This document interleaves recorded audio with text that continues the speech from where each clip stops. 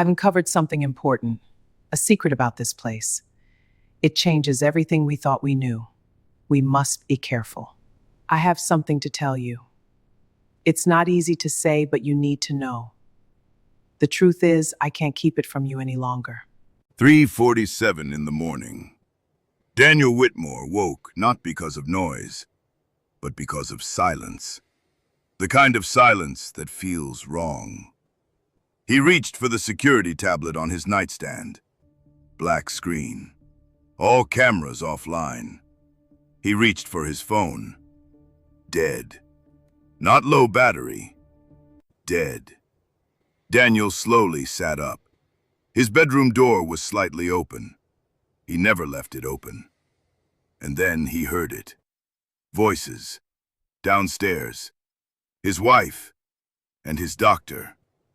No, not possible. He slipped out of bed and moved into the hallway, keeping close to the wall. He had built empires by sensing opportunity. Tonight, that instinct was screaming danger.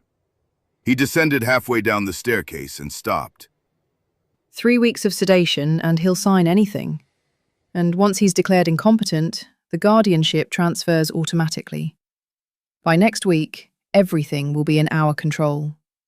He won't even understand what happened. It'll look like a natural decline. No, no, no, no. His stomach dropped. His heartbeat began to pound in his ears. Daniel stepped back instinctively. And suddenly a hand clamped over his mouth. He almost shouted, but a whisper cut through the dark. Don't make a sound. They think it's working. He turned.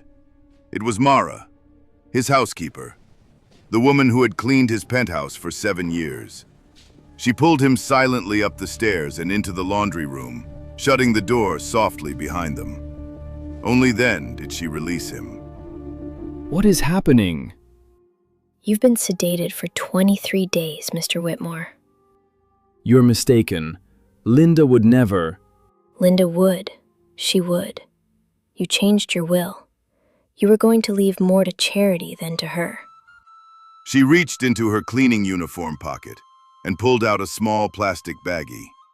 Inside were blue pills, not his prescription. I found these in your trash 3 weeks ago. I kept them. Those aren't my pills. I've watched you take your real medication every morning for 7 years. I know the color. I know the shape. These are different. She pulled out a small notebook, pages filled with dates and observations. Day 1, slurred speech at breakfast. Day 3, forgot investor call. Day 5, signed documents without reading. Day 12, security system password changed. Day 17, Dr. Hayes' visits increased to twice weekly. Day 23, overheard Linda on the phone. He'll be declared incompetent within a week. You've been documenting me? I've been noticing you. Every day, every meal, every moment. While you thought I was invisible. Down the hallway, footsteps. Linda entered the bedroom.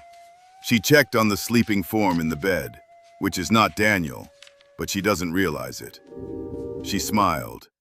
A cold smile. Tomorrow. By tomorrow, everything changes. Her footsteps faded. If I run. You confirm everything. You become the unstable billionaire fleeing his doctor. You play directly into their narrative. So what do I do? You pretend. You go back to bed. You let them think the medication is working. And tonight, I gather the rest of the evidence. What evidence? You have pills and a notebook. You have a security camera in the hallway outside your office. The one you installed during your divorce from your first wife. The one you forgot existed. It still records? It's been recording everything, including Dr. Hayes switching your medications 3 times a week, including Linda and Richard discussing the guardianship paperwork, including them calculating exactly how much money they'll steal. Why are you doing this? You could quit. You could walk away. You could be safe. 7 years ago, I had a daughter. Her name was Elena Lewis. She was going to be a doctor. One day, Elena came to me with chest pains, shortness of breath, dizziness. I took her to the emergency room. The doctor examined her. He said it was stress. He gave her anxiety medication. The second time, same symptoms. Different hospital, different doctor, same answer. The third time, I stood beside her while she described every symptom. I watched the doctor. He barely looked up from his chart. 3 weeks later, Elena died in her apartment. Heart attack, alone. The autopsy showed a rare cardiac condition. A test would have caught it. One simple test. But no one ordered it because they didn't listen, because they didn't see her. After she died, I trained myself. I learned to notice, to watch bodies, to see what doctors miss, to understand that the people who spend the most time with a patient, the housekeepers, the caregivers, the people doctors consider invisible, we see things the doctors never will. And this time, I'm not going to watch someone disappear. I'm not going to stand by while the system destroys someone I can see is drowning. Is that why you kept the pills? Why you documented everything? Because I couldn't unsee it. Once you notice the truth, you can't pretend you didn't. You risked your job, your safety. I know. Why would you do that for someone who's been invisible to you for 7 years? Because my daughter was invisible to the doctors who were supposed to save her. And I couldn't watch it happen to you. I couldn't watch the system fail you like it failed her. I don't even know your last name. Mara Lewis. And in that moment, Daniel realized the most dangerous thing in his life wasn't the conspiracy downstairs. It was how little he had ever truly seen the woman standing in front of him. Daniel returns to bed. He lies perfectly still.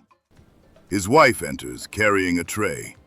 Orange juice, coffee, toast. Good morning, darling. How are we feeling? Tired. Very tired. That's the medication adjusting. It's helping you relax. You need rest. She hands him the orange juice. It smells different than usual. Slightly sweet. Artificial. Daniel brings it to his lips.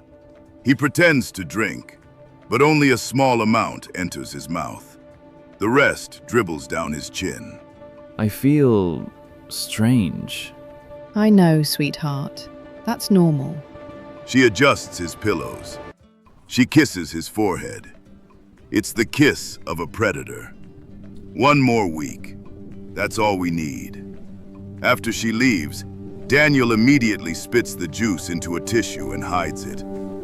His hands shake slightly.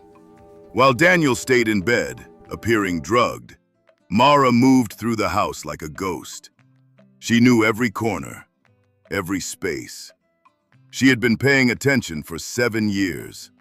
She retrieved the security camera footage from the office.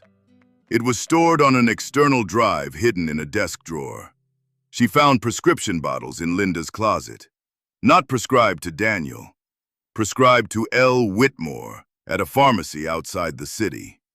She located financial documents showing large transfers to Dr. Hayes. Not medical fees, consulting payments, hush payments. She found guardianship paperwork already prepared, dated, waiting only for signatures. A sound. Footsteps approaching the office. Dr. Hayes was arriving for his visit. Mara froze. She ducked into the bathroom and closed the door silently. She held her breath. Dr. Hayes walked past. He didn't see her. Only when his footsteps faded did she breathe. That afternoon, a third man arrived. Richard Morgan, Daniel's business partner of 15 years. He sat with Linda and Dr. Hayes, the three conspirators. The board meeting is set for tomorrow evening, during the charity gala. The media will be there. The investors will be present. And Daniel? By then, he'll have demonstrated clear signs of mental decline. Slurred speech, confusion, memory loss. We'll suggest he see a specialist. We'll recommend a psychiatric evaluation. Once the evaluation confirms incompetence, which I'll personally ensure it does, the emergency guardianship application goes through. And the company? Transfers to a trust I control, which you manage, which shares profits with Dr. Hayes. What happens to Daniel? All three smile. No one answers, because Daniel becomes irrelevant. Not long after that, Lynn's phone rang. Hello? Yes, the will reading is tomorrow morning, before the gala. She hangs up. A key turns in the door. James Whitmore, Daniel's younger brother, enters. I came as soon as I could. He hugs Linda. But something in the hug feels practiced, strategic. Daniel has been having some health issues. Memory loss, confusion. When did this start? 3 weeks ago, right after he changed his will. James exchanges a glance with Linda, a knowing glance. That must be difficult for all of us. It is.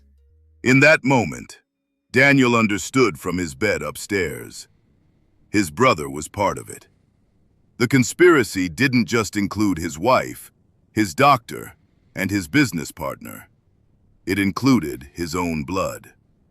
That night, Daniel and Mara met in the office. My brother is involved. My own brother. How much was he in the will? Everything. 50% to him, 50 to Linda. But I changed it last month.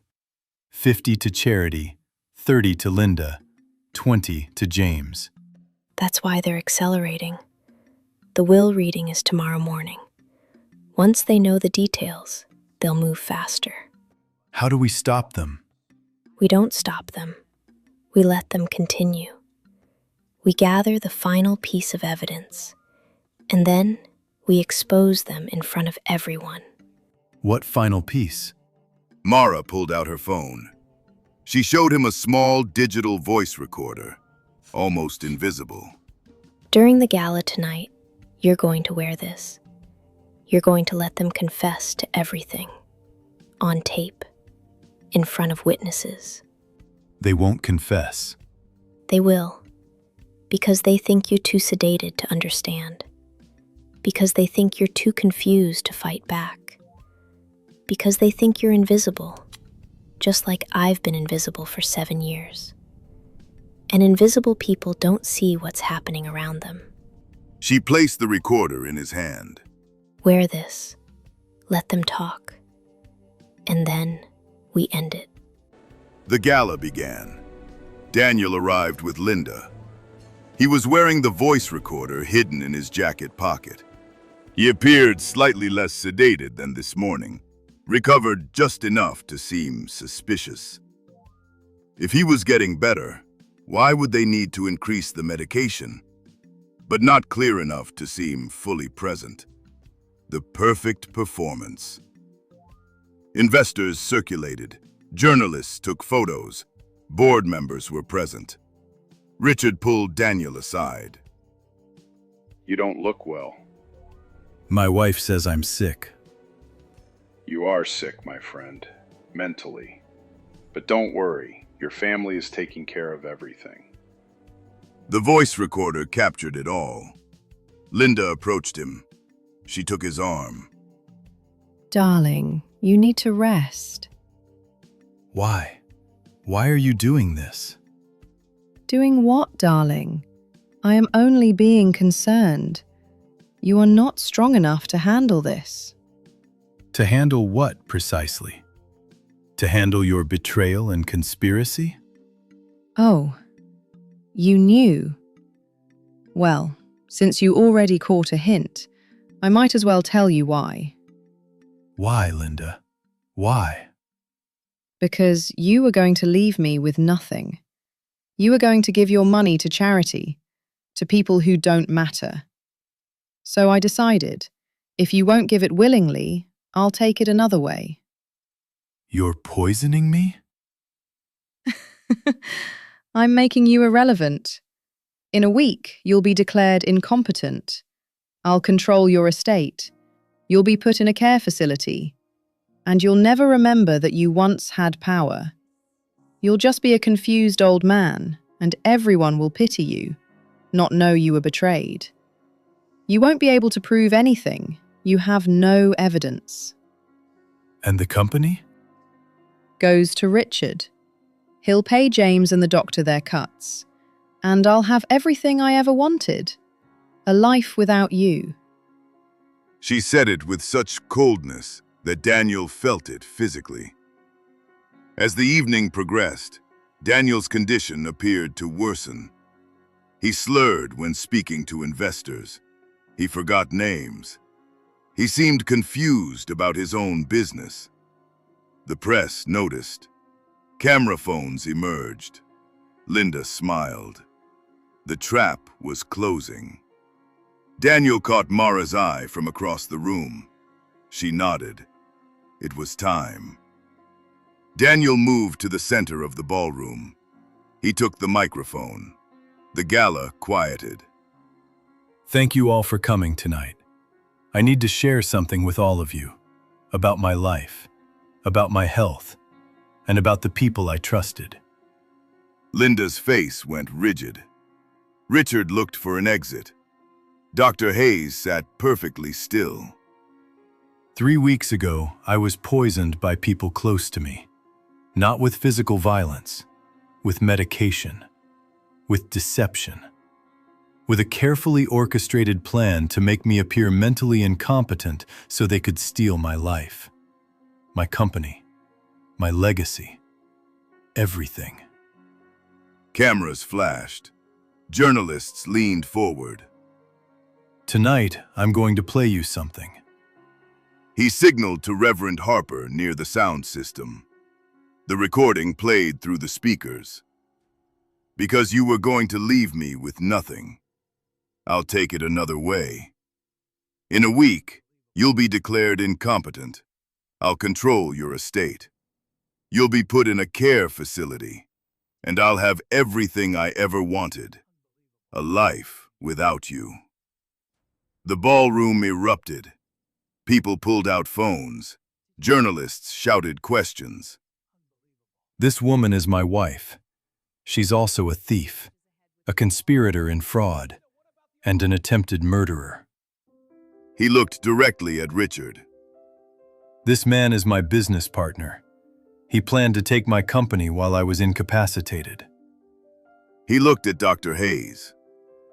This man is a doctor. He violated every oath he took to help me. He became an instrument of betrayal. He looked at James. And this man, my own brother, agreed to steal from me for a share of the profits. Federal agents moved in. They were positioned throughout the gala. Linda Whitmore, you're under arrest for conspiracy to commit fraud, attempted elder abuse, and violation of the Controlled Substances Act. Linda tried to run. Agents blocked her path. She was handcuffed. Richard Morgan, you're under arrest for conspiracy to commit fraud and company theft. Richard was caught in the hallway trying to flee. Dr. Richard Hayes, you're under arrest for illegal distribution of controlled substances and conspiracy. Dr. Hayes simply sat. He knew resistance was futile. James Whitmore, you're under arrest for conspiracy to commit fraud. All four were arrested as cameras flashed continuously. Daniel stood in the center. The cameras were pointing at him. But he wasn't celebrating. He was looking for Mara. He found her in the back of the ballroom, still in her housekeeper's uniform. She tried to stay invisible, even now. Daniel went to her, in front of everyone, in front of the cameras, in front of the journalists. He took her hand. This woman saved my life. The cameras turned to Mara. She was uncomfortable with visibility. She tried to step back. For 7 years, I walked past this woman every day. I never asked her name. I never asked how she was. I never truly saw her. But she saw me. She noticed when I was being destroyed. And she risked everything. Her job, her safety, her anonymity, to protect me. You weren't just anything. You were the only person in my life who was actually paying attention. The only person who noticed the truth. The only person who cared enough to act. He looked at the journalists. Her name is Mara Lewis. Write it down. Remember it. Because this is the woman who exposed one of the largest conspiracies in recent corporate history. Not because she was paid, not because she was obligated, but because she saw what was happening and couldn't ignore it. For the first time in her life, the invisible woman was seen. Away from the chaos, they sat together. Why didn't you just quit? Let this happen. Because I couldn't unsee it. Once you notice the truth, you can't pretend you didn't. You risked your job, your safety. I know. Why would you do that for someone who's been invisible to you for 7 years? Because my daughter was invisible to the doctors who were supposed to save her. And I couldn't watch it happen to you. I couldn't watch the system fail you like it failed her. What can I do? What can I possibly give you to thank you? I don't want your money. I want the invisible people to be seen. I want people like me, the caregivers, the housekeepers, the people nobody notices, to have a voice. I want the next generation of doctors and leaders to understand that the most important insights come from the people everyone overlooks. Daniel Whitmore created something. He didn't name it after himself. He named it after a young woman he never met. A woman whose death his housekeeper had carried for 7 years. He called it the Elena Lewis Foundation. The foundation did several things. First, it funded medical research, specifically on early cardiac symptom recognition in underserved communities. The disease that killed Elena. The disease that could have been prevented with attention. Second, it created scholarships for people from working-class backgrounds who wanted to become doctors, nurses, healthcare professionals. Third, it created training programs for medical schools, teaching doctors to listen, to value the observations of housekeepers, home health aides, family members, the people the system trained them not to see. Fourth, and most importantly, it appointed Mara Lewis as director, not to manage money, to direct the mission. For the first time in her life, Mara had institutional power. You have credentials, you have licenses, you have authority, and you're taught to trust those things above all else. But there's something you don't have that you desperately need. You don't have the necessity to see. I've worked in homes as a caregiver for 20 years. I've watched sick people. I've noticed when something was wrong, truly wrong, before any test could confirm it. And I've watched doctors dismiss that knowledge because it didn't come from a medical degree. The people who spend the most time with your patients are often the people you train yourselves not to see. the housekeepers, the home health aides, the family members, the people you consider beneath your attention. But they see more than you do. They notice subtle changes. They understand context. They know when something is different. She held up a photograph of Elena. This is my daughter. She died because she was invisible to the doctors who were supposed to save her. Not because they were bad doctors, because they didn't listen to the people who saw her symptoms. I want you to understand. The invisible people see the most clearly. And if you don't listen to them, you fail your patients. You fail your oaths. You fail the reason you became doctors. Standing ovation. Not from pity, from recognition, from truth. The Elena Lewis Foundation's first scholarship cohort arrived. 20 young people from working-class neighborhoods. One of them was a 19-year-old girl named Ashanti. Brilliant, ambitious, exactly like Daniel used to be, driven to escape her circumstances, to become powerful, to leave everyone behind. The program had one requirement: 1 year of caregiver work before medical school. Ashanti protested. I just want to become a doctor. I don't need to clean houses. But the program was inflexible. She was placed in a hospital as a home health aide for a wealthy patient recovering from surgery. The first week, she noticed something the hospital staff had missed. Subtle symptoms of infection. The slight discoloration. The way he moved. His breathing pattern. She told the attending physician. I think something's wrong. I don't know what, but something. The doctor listened. He did a scan. He caught early sepsis. They treated it immediately. The patient survived. Ashanti realized something profound. The invisibility wasn't a burden. It was a superpower. When she entered medical school a year later, she was transformed. Not running from her community anymore. Running toward becoming the healer who sees. Mara stood in a hallway of the foundation. Ashanti approached her. She was now a resident physician. I used to want to get out of Harlem. I thought that was success. And now? Now, I want to come back. I want to be the doctor who stays, who serves, who sees the people everyone else overlooks. That's the gift of invisibility.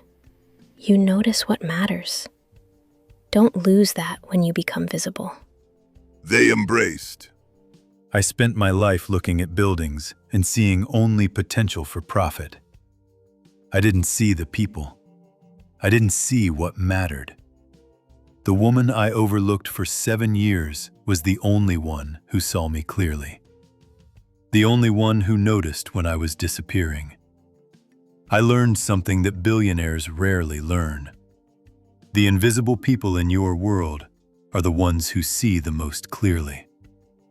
They notice everything. The subtle changes, the small symptoms, the moments when something isn't right. They see because they have to. Because their attention is often the only attention given. Don't overlook them. Don't dismiss them. Because the day you need saving, they might be the only one who notices you're drowning. Presence is the highest form of power, and the invisible people have been practicing it all along. You need to share this with someone. Someone in your life needs to know they matter. Drop a comment first. Tell us who you're thinking of. We have come to the end of this one. Don't forget to come back for the next one.